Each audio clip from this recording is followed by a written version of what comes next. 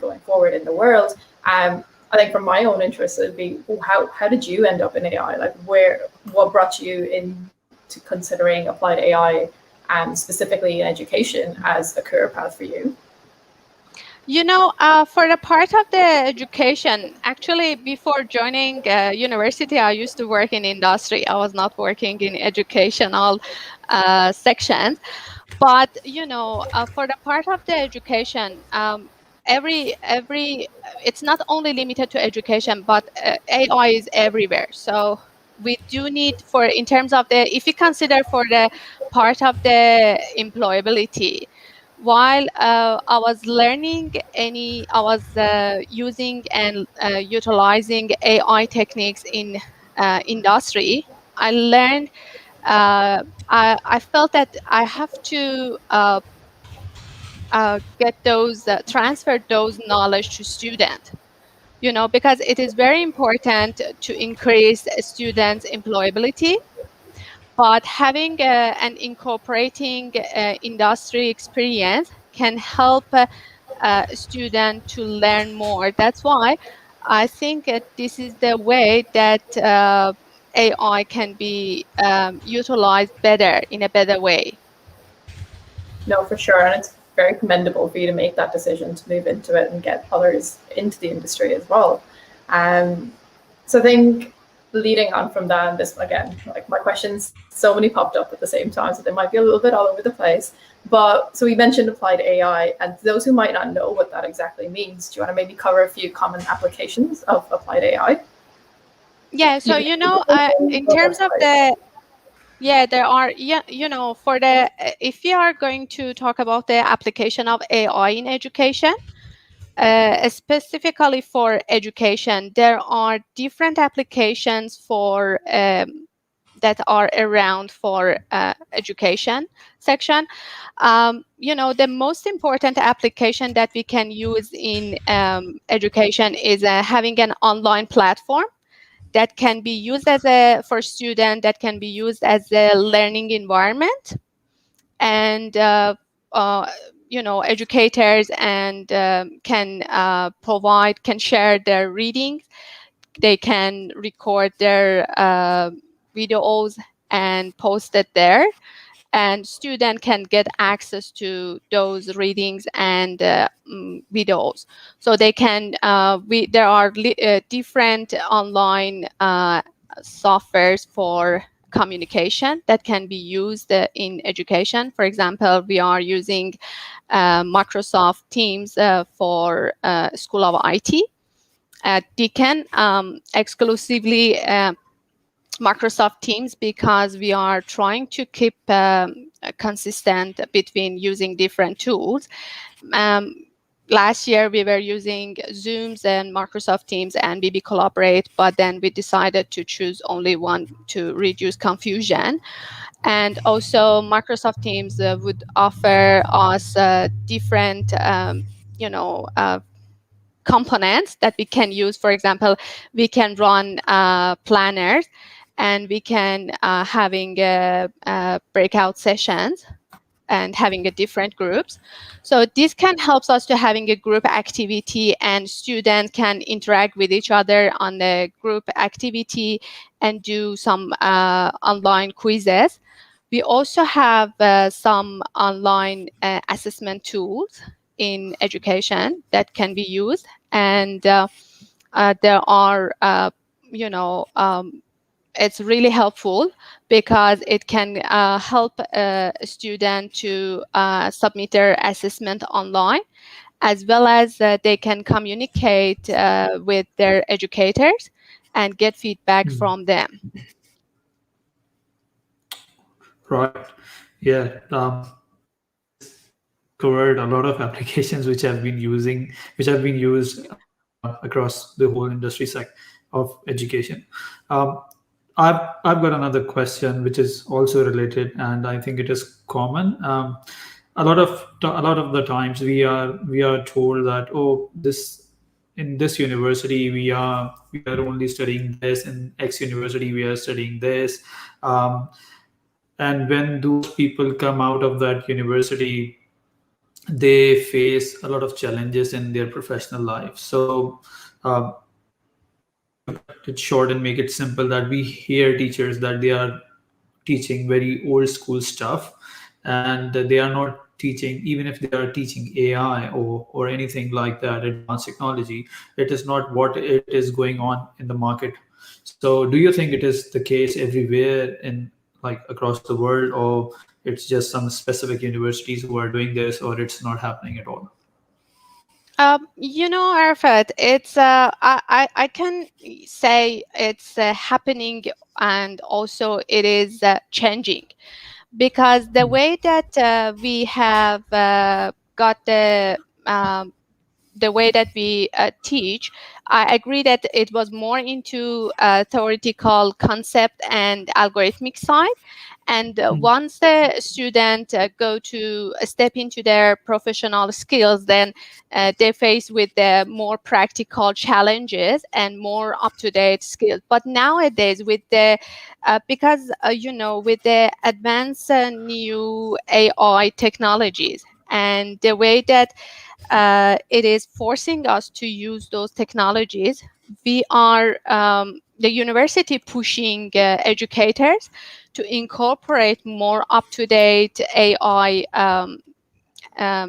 techniques, more up-to-date, let's say, practical techniques, that is helping students uh, to gain more experience and having a better skills once they want to start their job. So, for example, they do offer different strategies to provide more up-to-date um, skills and facilities for a student. We do have internship with industry. For example, in most of the universities in Australia, I believe that they do offer industry internship. So then student can get a chance to work on an industry project for a while and get to know how to work on it. Also, we are trying to modify and changing curriculum to help a student to increase their knowledge, and providing more up-to-date materials, not only in terms of mathematical and algorithmic side, but also for the practical side, because the way that universities are working, it is based on the ACS learning outcomes, and we have to keep the IT, especially IT courses and units, up to date. So I agree, at some stage, at some point, the units are not really aligned with the market, but they are changing a lot. For example, in course in the Master of Applied AI, we are trying to provide more practical stuff rather than theoretical parts. So we do cover both sides, and trying to incorporate practical components into our units. So we try to provide guest lecture from industry, and to provide a chance for students to get to know more about the industry expectation. And also we're trying to incorporate those material, like practical materials, into our units.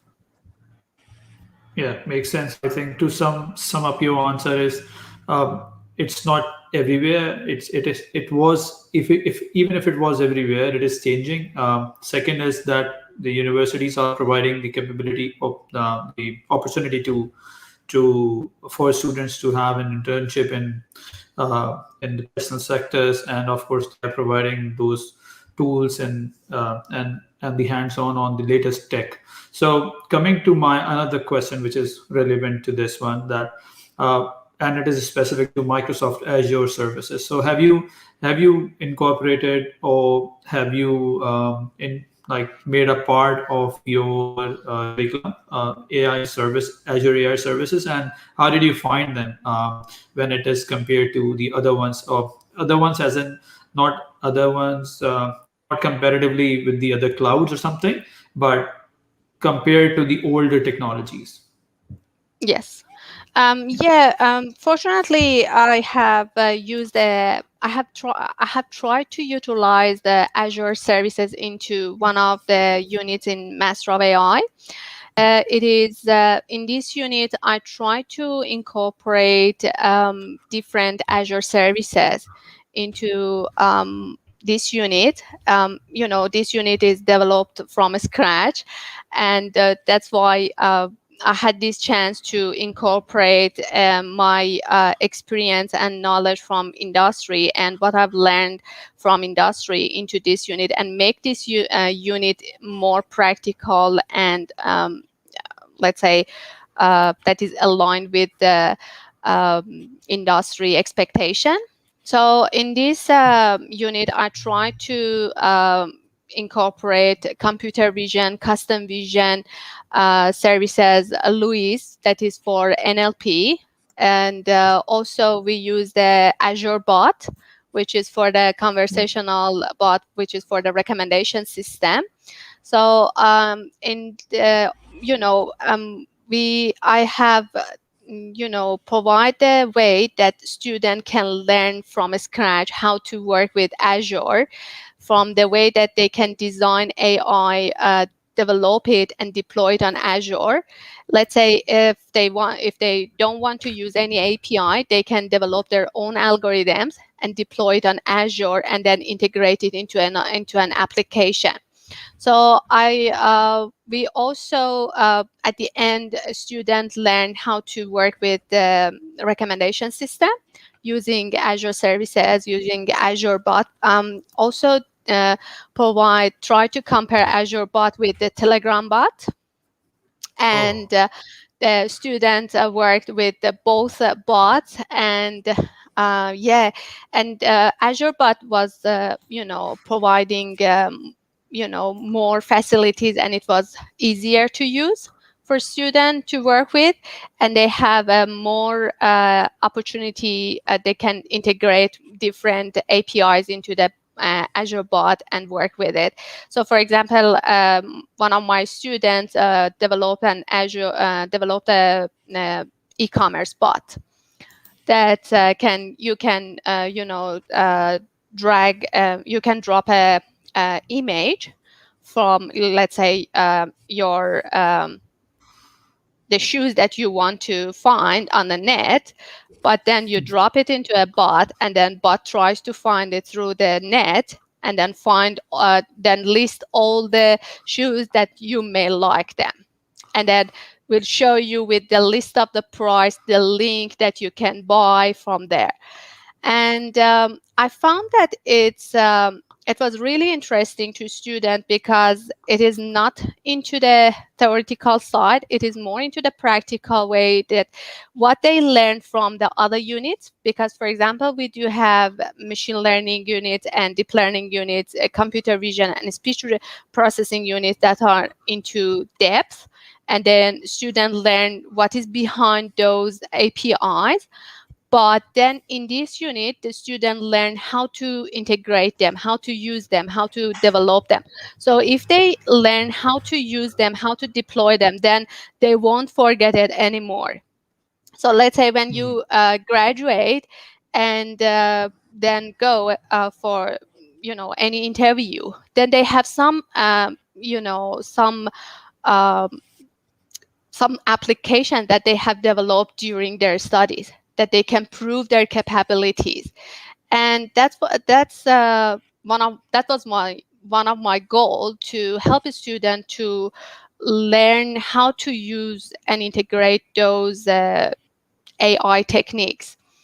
And this year I could, because I passed the course map to Microsoft, I talked to Microsoft about this incorporation and what I have done, that is a standalone course. And Microsoft offered me some vouchers that we can help a student to sit for the certificate, for Azure AI Fundamental Certificate. And it is really useful, and I'm going to use those vouchers for this coming trimester. Cool. That sounds absolutely. I mean, as I was listening to you, I was going to ask about what was the feedback and what did you see the students getting interested. But I mean, I can hear the feedback sounds great because everyone wants to see me do it.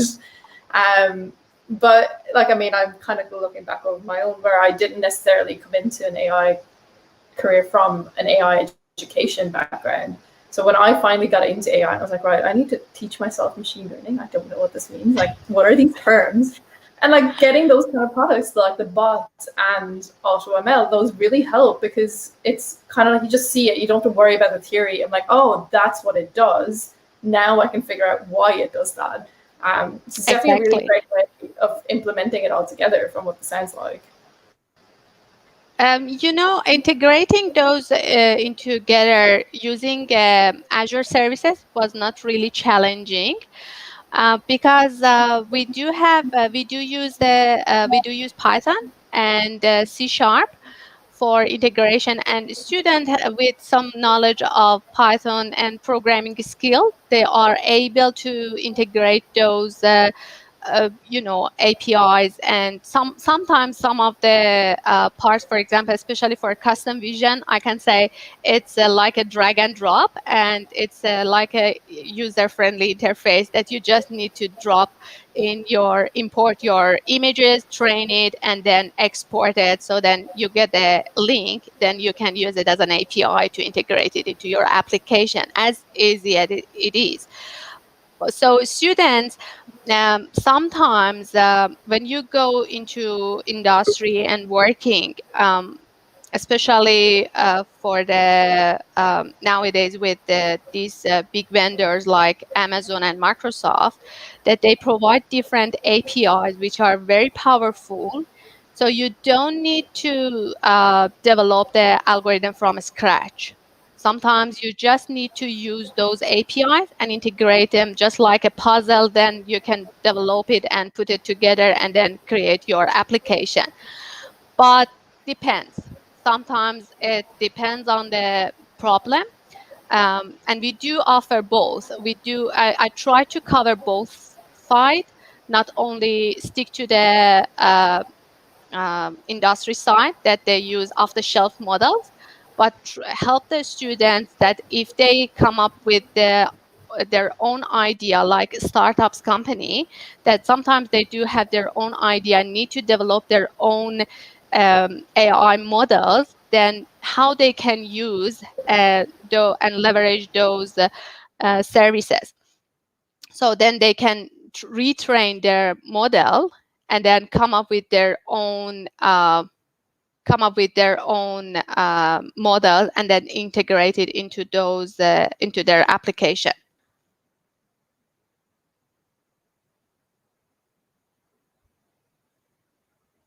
Yes, that's very cool. Sorry, my I was on mute. So, yeah, you talked about students and how easy custom vision is, and if they have got some developer knowledge, such as Python or C#, they can easily integrate all of these pre-trained models which are already there on cloud, either by Azure or Amazon or different cloud providers. My question would be, if I am a teacher and if I'm not associated with AI, directly with AI, how should I upskill myself as a person who is in this education industry? How can I upskill myself? Unfortunately, in university side, when you are working in different discipline, in different other than IT, so then you do have some difficulty and barrier to upskill yourself. But what I found, fortunately, what I found recently from Microsoft. I'm always talking about Microsoft. But what I found from Microsoft is that there is a program, it is called Microsoft Learn for Educators. And at Deakin, we are using this Microsoft Learn for Educators to educate or to train our other staff, because in OR it's not limited, it is not only for the people who are from other discipline, but it is also to upskillings or IT staff. So in this program, we try, Microsoft Learns trying to train and upskill educators and help them and assist them to incorporate different curriculum into their units to make the units more up to date, to modify it in a way that can be aligned with the industry expectation. So that's a way that we are trying to changing that we are trying to modify our units. Okay, so we've kind of covered what the struggles for people who are teaching might have to actually upskill in it.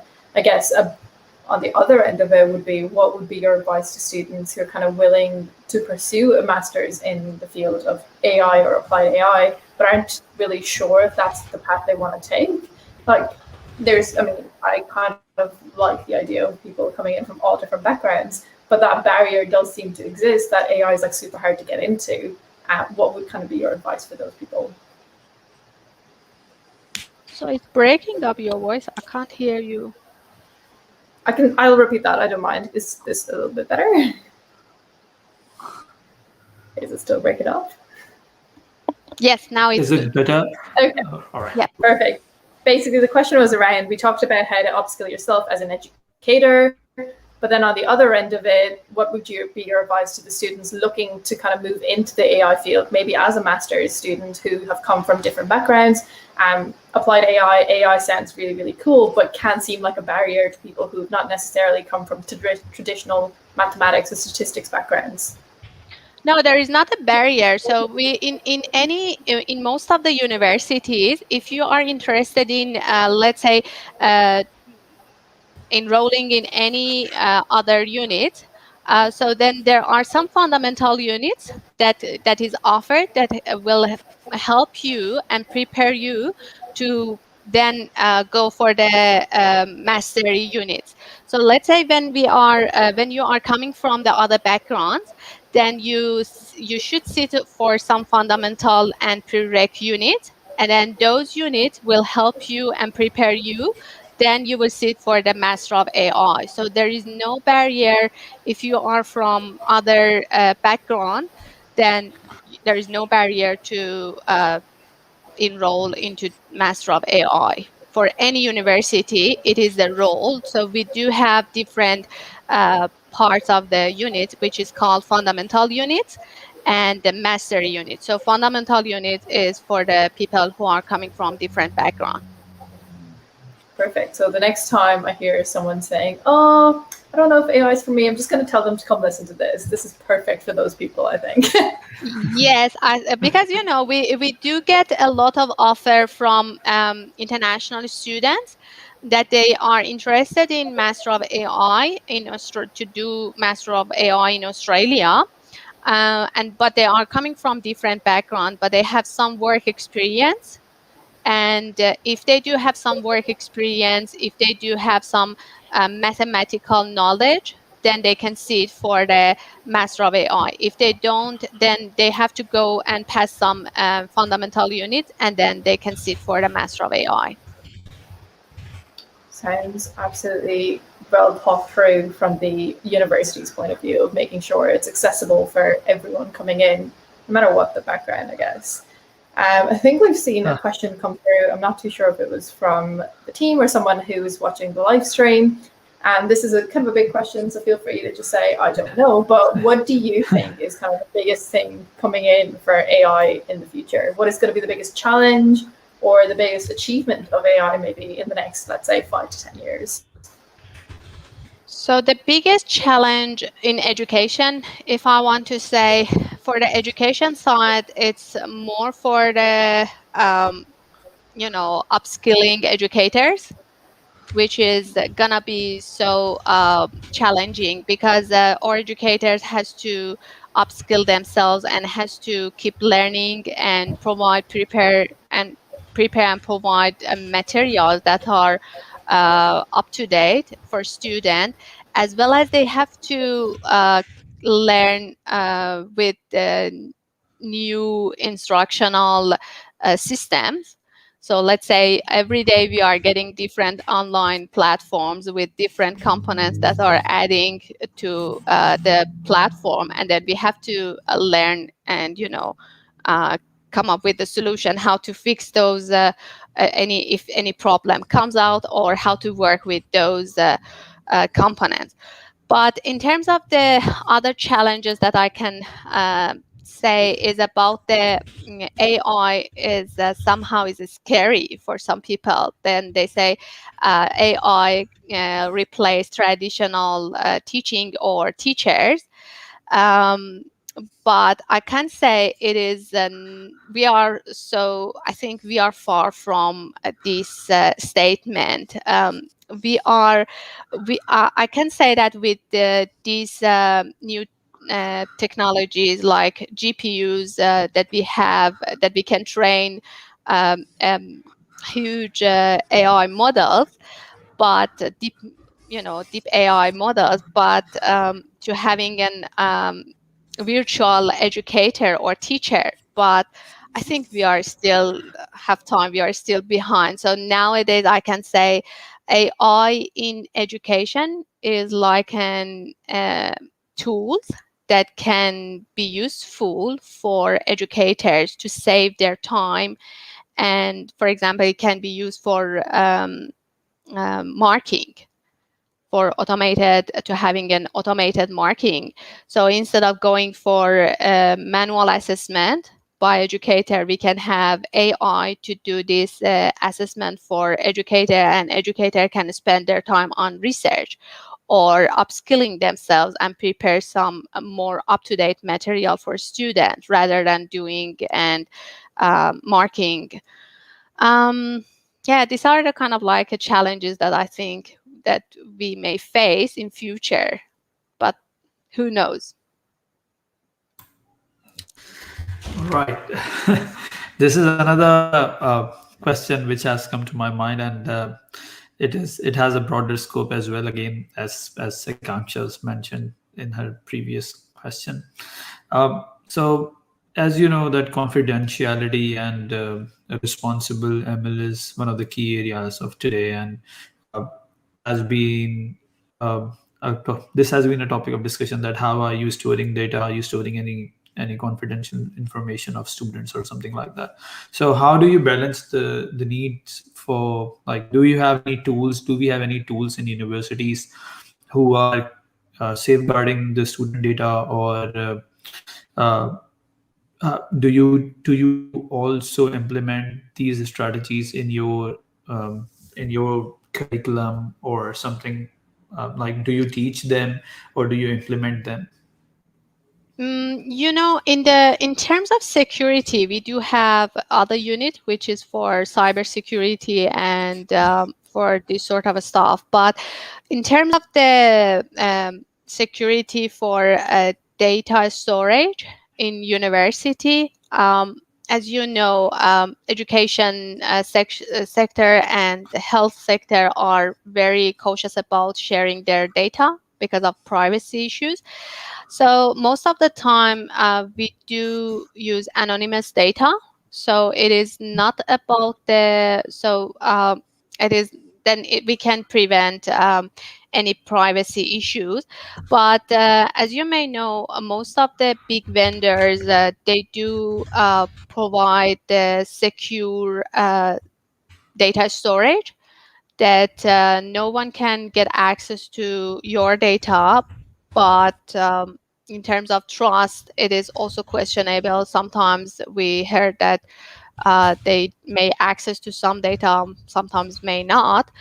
Not too sure, but in terms of the university side, we try to, most of the time, we do have the ethical applications that we have to go through the data storage. The data should be anonymous. Otherwise, we are not allowed to store data that capture students' information. We are not allowed to use students' information in or data collection. And in terms of the education side, we do offer several units. How a student can they should learn how to store data and keep it safe,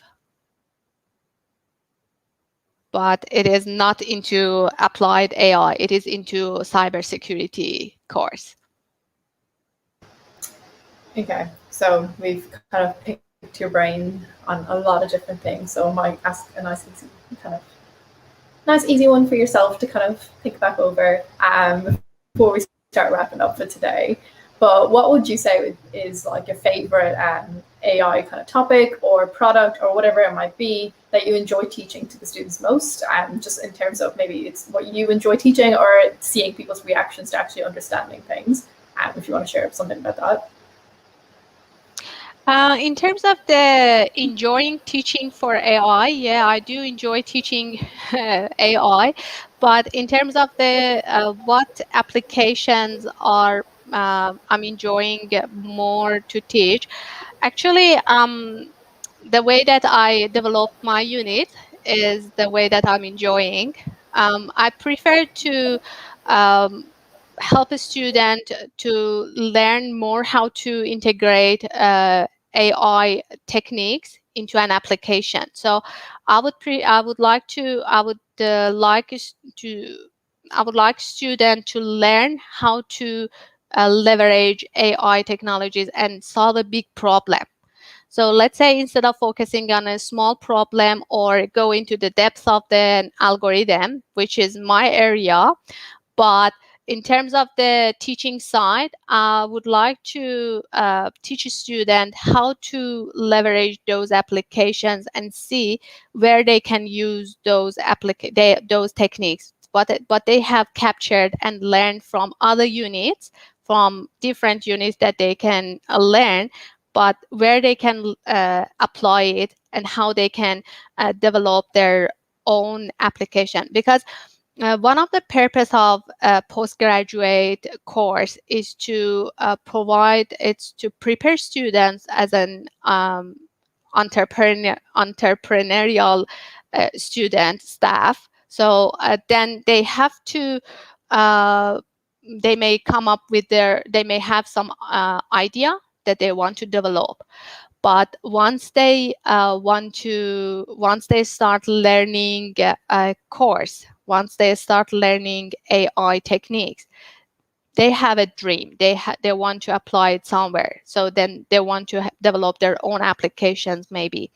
So then we have to teach them how to integrate those like a puzzle, and then help them to develop their own, system. It's not gonna be maybe application. It's maybe a system. So then this is the way that I'm enjoying teaching.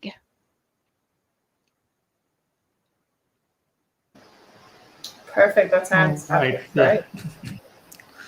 Yeah, thanks. So this would be our last question for this evening from you. And this is a light one. We would like to know that what is your opinion on remote learning versus in-person learning, and what do you enjoy most? In terms of the personal learning, I enjoy personal learning because it can provide you, it can help me to, as a kind of like I'm a person that would call myself as a self-learner. So I would prefer to have my own pace of learning. So in terms of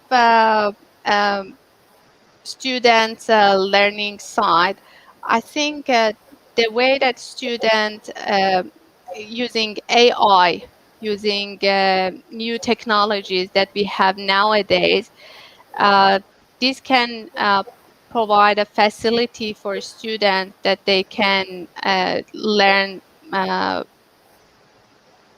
by themselves at their own pace and take the most advantage of the material that is provided by any university, any course. So I would think that if we can have a unit, if we can have a system that can provide a facility for students to learn better and upskill themselves and provide the up-to-date material for students to increase their employability, then they can we can engage them better. We can have them more into higher education, because most of the time students only do undergrad and then will go for to find a job. But nowadays with these new technologies, with AI and evolving, so we do need people we do need people more to do higher education. So I think universities are trying to engage more students to learn more about the new technologies and have their own creativity, have their own business, because it's happening in the market, it's happening, and we have no choice. So we shouldn't sit and say, yeah, that's enough for us. But with the education side, from the education side, we are doing our best to help a student, to assist a student to learn more and develop better and better applications. Well, Bahar, I feel like we could spend literally days talking through this because it's absolutely fascinating and interesting to talk about, I think. And it really is a good note to end on, to put the call out to get more people involved and more people into the colleges and learning more about applied AI, and getting more people like yourself into the teaching world and making sure there's enough places for them to go to. But yeah, where can people reach out to you if they do want some questions, or we're looking for something around learning AI? Yes, definitely. They can, they can reach out to me through my email address or through my LinkedIn, and we can have discussion around the AI, not only in education, but also integrating and incorporating AI into different applications. I can also assist people who are in the education sector, that if they need some discussion in terms of integrating Azure services into their curriculum. I'm more than happy to assist them and help them. And also, as I mentioned, we are using Microsoft Learn for Educators in our school. So there is a opportunity for them to use Microsoft Learn for Educators, and yeah. Perfect. Well, we'll make sure all those links and stuff are available afterwards on the channels and social media. And honestly, she sounds like a great person to talk to, and I can guarantee, because we've just talked to her. So definitely reach out if you did have questions. And thank you so much for your time today, Bahar. We really appreciate you joining in today. Thank you so much. Thanks for having me, and I really enjoyed talking to you. And hopefully, my experience and what I shared today with you gonna be useful for people who are watching this podcast. Yeah, definitely. For sure. Very sure it will be. Thanks, Suhar. Thanks. Thanks for having me. All right. Perfect. Thanks, everyone. We'll wrap it up there for today, and we will be back in a month's time for our next episode, which is going to be International Women themed. So that's exciting stuff to look forward to. Yeah. Bye, everybody. Thanks.